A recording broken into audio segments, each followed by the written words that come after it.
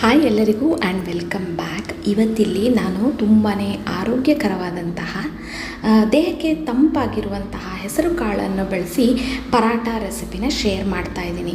ಬೇಸಿಗೆಯಲ್ಲಿ ಆದಷ್ಟು ಈ ರೀತಿ ಹೆಸರು ಕಾಳು, ರಾಗಿ ಈ ರೀತಿ ಆಹಾರಗಳನ್ನು ಸೇವಿಸೋದು ತುಂಬಾ ಒಳ್ಳೆಯದು.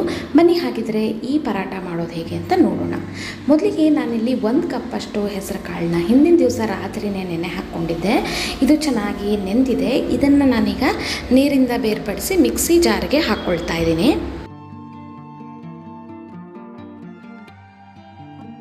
ಇನ್ನು ನಾನಿಲ್ಲಿ ಮಸಾಲೆಗೆ ಒಂದು ಹಸಿಮೆಣಸು ಹಾಕ್ಕೊಂಡಿದ್ದೀನಿ, ಅರ್ಧ ಇಂಚು ಶುಂಠಿ, 4 ರಿಂದ 5 ಎಸಳು ಬೆಳ್ಳುಳ್ಳಿ, 1 ಕರಿಬೇವಿನ ಸೊಪ್ಪು ಅಂದರೆ 1 ಕಡ್ಡಿಯಷ್ಟು ಕರಿಬೇವಿನ ಸೊಪ್ಪು, 1 ಈರುಳ್ಳಿ, ಅರ್ಧ ಚಮಚದಷ್ಟು ಜೀರಿಗೆ ಹಾಗೂ 1/4 ಚಮಚದಷ್ಟು ಅರಿಶಿನ ಹಾಕ್ಕೊಂಡಿದ್ದೀನಿ. ನೀವು ಜೀರಿಗೆ ಬದಲಿಗೆ ಸೋಂಪು ಕೂಡ ಹಾಕ್ಕೊಳ್ಬೋದು, ಕರಿಬೇವಿನ ಸೊಪ್ಪಿನ ಬದಲಿಗೆ ನೀವು ಕೊತ್ತಂಬರಿ ಸೊಪ್ಪನ್ನ ಕೂಡ ಹಾಕ್ಕೊಳ್ಬೋದು. ನೀರು ಹಾಕದೆ ಈ ರೀತಿ ತರ್ತರಿಯಾಗಿ ರುಬ್ಕೊಳ್ಳಿ. ಇನ್ನು ಅದನ್ನು ಮಿಕ್ಸಿಂಗ್ ಬೌಲಿಗೆ ಹಾಕಿ 1 ಕಪ್ಪಷ್ಟು ಗೋಧಿ ಹಿಟ್ಟನ್ನು ಹಾಕ್ಕೊಂಡಿದ್ದೀನಿ. ರುಚಿಗೆ ಬೇಕಾಗುವಷ್ಟು ಉಪ್ಪು ಹಾಗೂ 2 ಚಮಚದಷ್ಟು ಎಣ್ಣೆ ಕೂಡ ಹಾಕ್ಕೊಂಡು ನಾನು ಹಿಟ್ಟನ್ನು ಕಲಿಸ್ಕೊಳ್ತಾ ಇದ್ದೀನಿ. ಇಲ್ಲಿ ನೀರನ್ನು ನಾನು ಸೇರಿಸಿಲ್ಲ, ಹಾಗೆಯೇ ಕಲಿಸ್ಕೊಳ್ತೀನಿ. ಅಂದರೆ ನಿಮಗೆ ಇಲ್ಲಿ ಈರುಳ್ಳಿನಲ್ಲಿ ನೀರು ಬಿಟ್ಕೊಳ್ಳುತ್ತೆ, ಜೊತೆಗೆ ನೆನೆಸಿರುವ ಹೆಸರು ಕಾಳಿದೆಲ್ಲ ಅದರಲ್ಲೂ ಕೂಡ ನೀರಿನ ಅಂಶ ಇರೋದ್ರಿಂದ ನಿಮಗೆ ಜಾಸ್ತಿ ನೀರು ಹಾಕೋದೇನು ಬೇಡ. ಬೇಕಿದ್ದಲ್ಲಿ ಗೋಧಿ ಹಿಟ್ಟನ್ನು ಸೇರಿಸಿ ನೀವು ಈ ರೀತಿ ಮೃದುವಾಗಿ ಹಿಟ್ಟನ್ನು ಕಲಿಸ್ಕೊಳ್ಬೇಕು.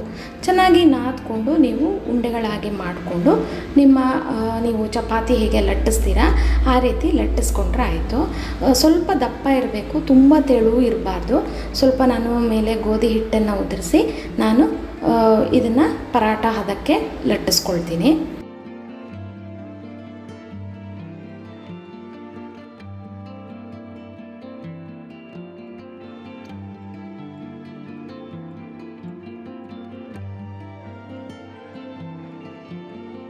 ಇದೀಗ ಈ ರೀತಿ ಲಟ್ಟಿಸ್ಕೊಂಡು ಕಾದ ಹಂಚಿಗೆ ಹಾಕಿ ಎರಡೂ ಕಡೆ ಹದವಾಗಿ ಬೇಯಿಸ್ಕೊಳ್ಳಿ.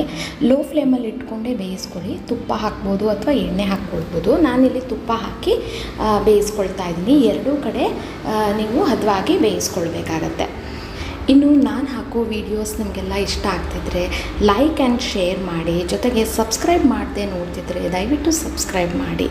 ಅಲ್ಲದೆ ನಾನು ಹಾಕೋ ರೆಸಿಪೀಸ್ ನೀವೇನಾದರೂ ಟ್ರೈ ಮಾಡಿದರೆ ಅದರ ಒಂದು ಪಿಕ್ಚರ್ನ ತೆಗೆದು ನಿಮ್ಮ ಯೂಟ್ಯೂಬ್ ಅಪ್ಲಿಕೇಶನ್ಗೆ ಹೋಗಿ ಅಲ್ಲಿ ಸಬ್ಸ್ಕ್ರಿಪ್ಷನಲ್ಲಿ ನನ್ನ ಪೇಜ್ನ ಸೆಲೆಕ್ಟ್ ಮಾಡಿ ವಿಸಿಟ್ ಕಮ್ಯುನಿಟಿ ಅಂತ ನಿಮಗೆ ಆಪ್ಷನ್ ಕಾಣ್ಬೋದು.